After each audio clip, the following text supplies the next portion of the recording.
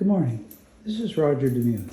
I wanted to give you a brief tour of the studio this morning.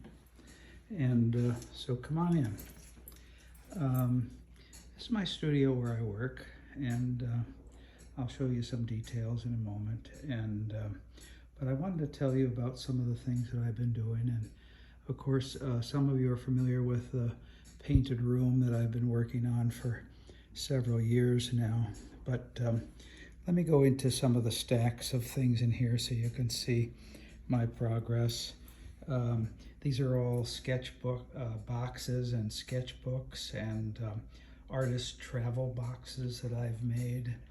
And here are some of the labels that I have had made for my boxes, and stamps for impressing into leather, and brass for labels on some of the boxes and objects. This is the painted room, or one of the cases for the painted room.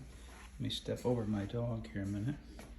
And this pedestal will have finished paintings on it all the way around. And then within our antique paint boxes, and a little hard to see because the plexiglass box has the plastic on it to keep it clean.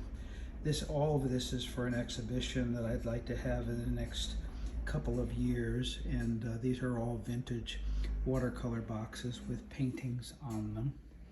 And some of the watercolor cases, watercolor kits that I've made. These are squirrels and animal watercolor boxes. This is a model of the painted room, and so I could see what I was doing and where everything is going to go. One of the cases for the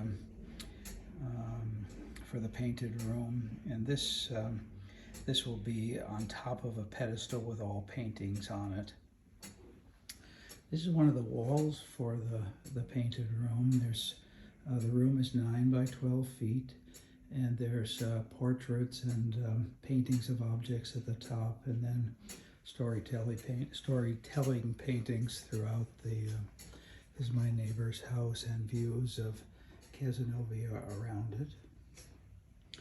This is a artist paint box that it's a existing box, but it's got all fitted compartments in it, and it's a travel box. These are watercolor paintings that I've done, and there are 78 of them that are all about 3 by 4 inches, and they're all watercolors. This is one of the walls of the painted room, and you can see there's an entryway in the center of it that will be obvious someday when I clear out things. And this is for a traveling show, and it's meant to disassemble from the top, and I got a long ways to go on it. I've been working on it for 3 years, and these are all paintings of things that are existing now, but will never be existing again. This is a drawing of Rory's food store in Cherry Valley, New York. Here's the reference photo that I have to work from here. I was in there. I met Rory. I did a couple of paintings of him, and he had a beautiful store. It was the last of the mom and pop stores. So here's a couple of finished paintings that'll be in the room. I'm not sure where everything's going to go yet, but there's 5 different sizes of paintings. These are the 12 by 16 size. And then there's some larger ones that have vignettes all the way around them. And then these are some of the portraits and paintings of specific places that are existing today but are on their way out. This is an old abandoned farmhouse not too far from here. A fisherman's shack in Menemsha, Martha's Vineyard. One of my favorite paintings, actually. And scenes from Portugal, and below it the entrance to the Victorian entrance to Macy's. And there's dozens of these composites with lots of landscapes on them. This is one of the most fantastic entrances that ever was, the side entrance on 34th Street to Macy's. These are some of the pedestals with painted art boxes, traveling boxes, and some of the composites of vignettes. And so there's 3 or 4 panels underneath this. And it's a little hard to see around here, but this is the La Fin du Monde, the end of the world painting with a pangolin and fruit bats and dozens of people in Washington, D.C. When the pandemic started. And well, this is kind of interesting. This is a box I'm currently building for someone named DeMuth, and I don't usually do any commission work any longer, but in a weak moment I said yes. And I'm happy to do it. I just, it takes time away from the paintings. This is a painting of the Spirit House. These are all things for the paint box. This is the Spirit House in Georgetown, New York. Quite an interesting place. I've been in it a couple of times. Very, very historic place, the head of the spiritualist movement in the 1800s. Scenes from Sintra, Portugal, Lisbon, Portugal, upstate New York somewhere, and this is the Brighton Pavilion in Brighton, England. So I've done 250 paintings already for this room. You know, a lot of them are little ones. These are paintings yet to go, and these are all the sketches for them with the reference on the back. There's dozens and dozens and dozens of these. Oh, this is a nice one. This is the photographic reference, but it's taken from a train and then spliced together. And then, this is Bannerman's Castle and Bannerman's Island. It was a military munitions depot in the 1870s.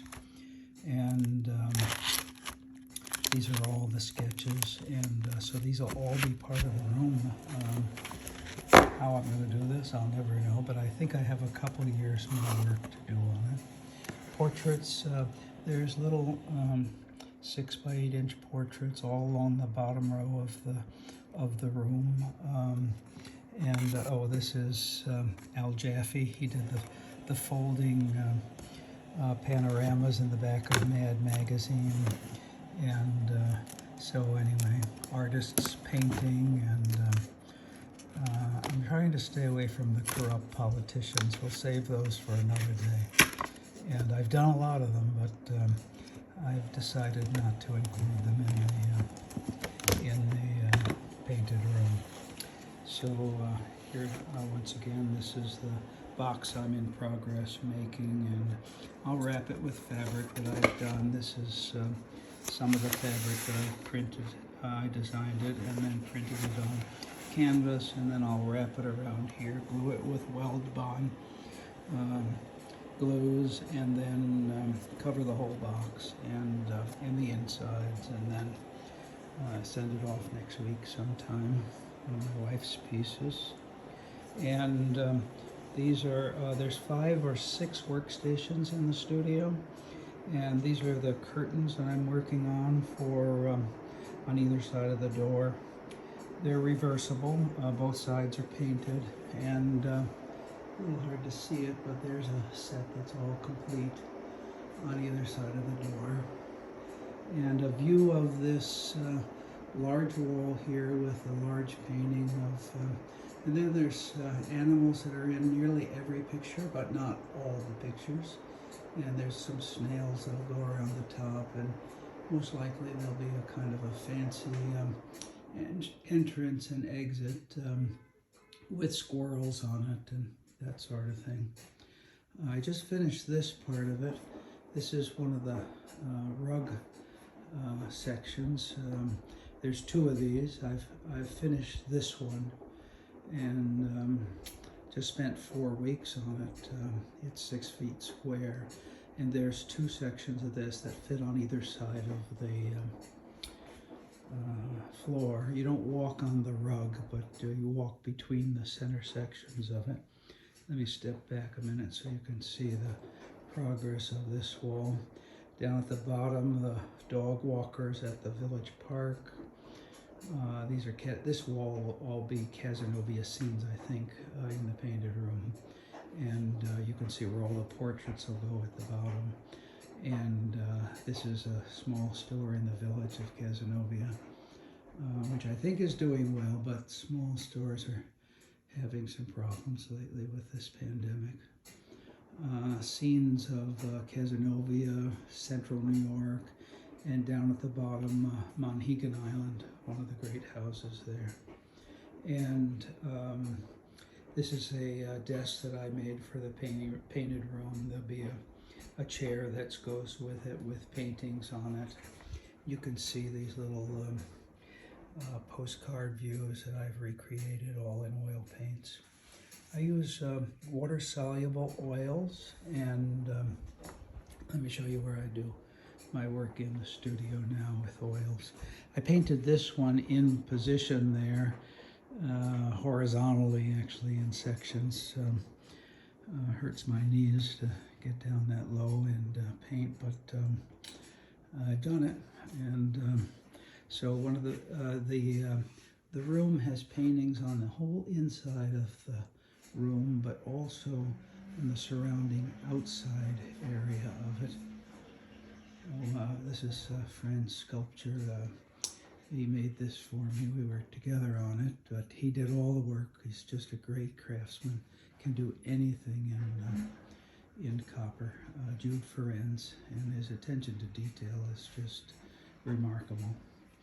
So here's where I work, and I have 2 or 3 easels set up, and I work in water-soluble oils, and here's my mixing tray, and I just, the palette that I use is paper, and I just cover the center area with a new sheet of paper when this gets filled up. I only get about 4 days out of it before it starts to get a little hardened, and so I replace it as much as I can. And these brushes have been in a water bath for several years without any issues at all. Some of the smaller brushes, the wooden handles have gotten spongy, but otherwise I just clean them off in the morning and go right to work. My reference photos, and I have all sorts of reference photos that I use on these projects. This is the blue house that I'm working on now in Utica, New York, and it's an end of the earth painting, so there's 2 meteorites in it, and it's 24 by 33 inches. It's done on a panel that's covered with canvas, and I paint each area 3 or 4 times before it's finished. And this is not finished yet, but I'm working on it. I started it a long time ago, and now I'm back to it. I'm going to finish it up. Nothing is going to stop me now. I let it rest for too long, and I didn't know whether to save it or start over, and but there's a couple of giant chickens stalking this pedestrian that's just passed by the house. Here he is over here on the left, and I go over and over and over each of these areas, so it builds up a lot of texture to it, and then I soften the lines, I harden the lines, and then I go over and over it until it gets finished looking. I almost hate the process sometimes because it's so laborious, and I use a funny brush to paint with. I use liner brushes. Let me show you what they are. Liner brushes are just long handled brushes, but they have fibers that are about 1 inch or 2 long. Some of them, not quite 2 inches, but here's a number 2, which I use most of the time. And you can see there's a little curve to them from leaning in the water, but it seems to straighten itself out. And this is a number 2 brush here, and they're really tiny. And I do use number 4 brushes. Let me show you those. They're not much bigger, but I like the way the liner brushes build up these textures. And so if I could zoom in on some of these, and I'm not sure what parts of this are finished or not. I'm getting closer, I know that, but long ways to go on it. And but I do like that fuzziness, yet kind of attention to detail. And so that's what I'm aiming for mostly. Here's another palette, or excuse me, another easel that I use, so one of my mall sticks. And oh, this is a great building in Providence. Here's my photo montage. I do this to every painting. I take dozens and dozens of pictures of the original building, most of them Victorian, not all of them. This is a great one that they've been working on for many years in Providence. And then I've added photographs that I've taken from natural science museums. And there you can see some of the reflections in this is a cassowary or cassowary, the most dangerous bird on earth. And it was a stuffed animal that we did see one in at the San Diego Zoo this past year, and it was like, oh my God, amazing. And but somehow they have some really sharp claws, and they don't like people. So you got to be careful. Even owners of these pet birds have had terrible problems with it. So once again, this is the Blue House in Utica. And all right, and then let me just show you this. There's a collection of stacks and stacks of watercolor paintings. Look at that. And oil paintings, and dozens and dozens of watercolor paintings, and portraits, and I think I did 30 of those a while ago. So most of my work I start out on the computer, and these are some reference photos that I've taken. I work on 2 different computers, and some of these are, I guess these are in my favorites folder, but a little hard to see, but it's a great Victorian house in Waterville, New York. And the owner of the, I stopped and talked with him to ask him if I could take some pictures of it. So, and then I'll put it into a composite and work from there. Collections of things that I've made, sketchbooks and boxes and ceramic jars, and there's a Donald Trump bank in there, etc. And a view out the back window here. I'll just scoot around a little bit. So anyway, there's some stack of paintings over there.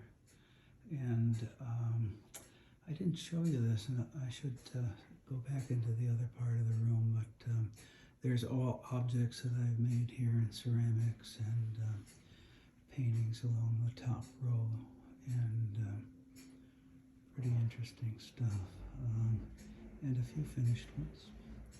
And let's see, here's one of the pedestals with portraits, and that's the way most of them will be set up.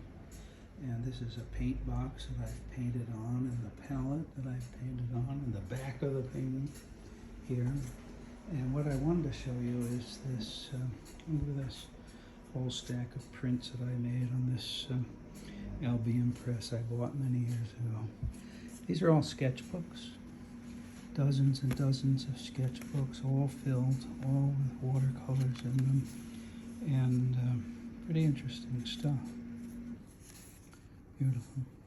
And then what I wanted to show you, these are all the paintings that I've done. There's dozens of pages of the paintings. They're all identified, they're all numbered, titled, and on the back are the dates and a little stamp and sticker.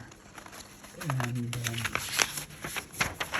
look at that, painting number 440. So since I graduated or retired from the university, I've been working in oils, and I'm up to painting 445 and retired for 6 years this year. And my drawing table that I made, and all paint boxes over here. And here's one of the paintings, a finished painting. This is of Canajoharie, New York. And this house caught my attention. It was for sale. I think it was $40,000 for a stone house in Canajoharie, right next to the river. Although I think it was underwater for a little bit, a few years ago. And it's quite a remarkable place, and I was inspired to do a painting of it. So let me just show you the room in 360. And it's a little hard to get around in here with this giant room within a room. And the press and the room itself, and the painted rug and the stacks of paintings along the floor and the back, and in spots you wouldn't believe. But anyway, so this is the view of my studio, and it's a great place to work. And so I'm looking forward to not the completion of this project, but you know, I have a couple hundred more paintings to go on it. And so I'll end with this little ceramic thing that I made.